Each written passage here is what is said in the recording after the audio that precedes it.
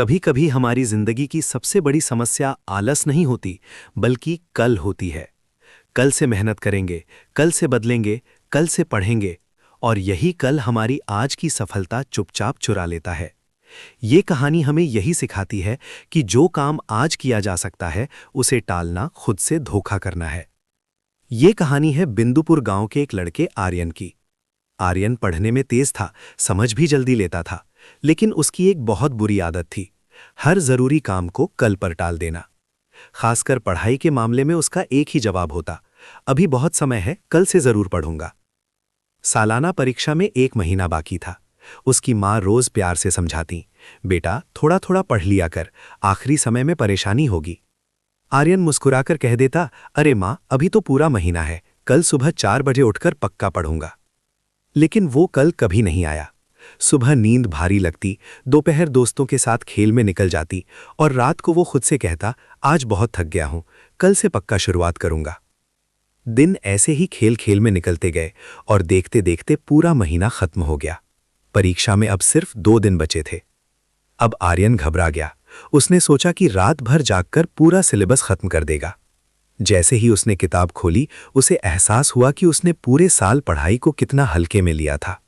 ढेर सारे अध्याय देखकर उसका सिर घूमने लगा। तभी गांव की बिजली कट गई। मिट्टी के दिए की हल्की रोशनी में पढ़ना मुश्किल हो गया, और थकान ने उसे फिर घेर लिया। उसने खुद को फिर दिलासा दिया, कोई बात नहीं, कल सुबह जल्दी उठकर जरूरी सवाल पढ़ लूंगा।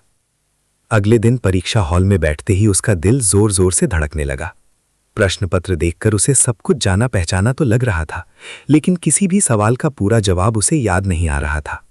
वो पन्ने पलटता रहा और दूसरों को लिखते हुए देखता रहा। परिणाम आया तो आर्यन फेल हो गया। उसके दोस्त अगली कक्षा में चले गए, लेकिन वो वहीं रुक गया।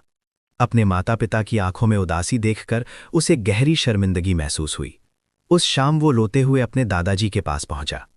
दादाजी ने उसे पास बिठाया और आंगन में लगे एक छोटे से पौधे की ओर इशारा करके बोले, बेटा, अगर मैं इस पौधे को रोज पानी ना दूं और सोचूं कि महीने के आखिरी दिन एक साथ 10 बाल्टी पानी डाल दूं, तो क्या ये जिंदा रहेगा?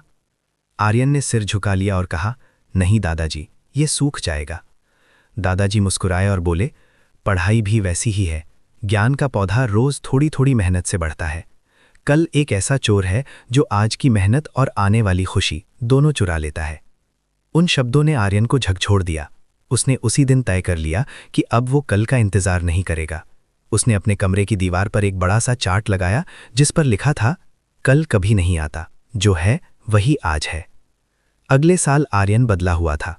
जो भी स्कूल में पढ़ाया जाता वो उसी दिन घर आकर दोहराता। धीरे धीरे पढ़ाई उसका बोझ नहीं रही, बल्कि आदत बन गई। साल के अंत में वही आर्यन जो कभी फेल हो गया था, पूरे जिले में टॉप करने लगा। कहानी हमें याद दिलाती है कि सफलता किसी एक दिन की मेहनत से नहीं, बल्कि रोज की छोटी छोटी कोशिशों से बनती है।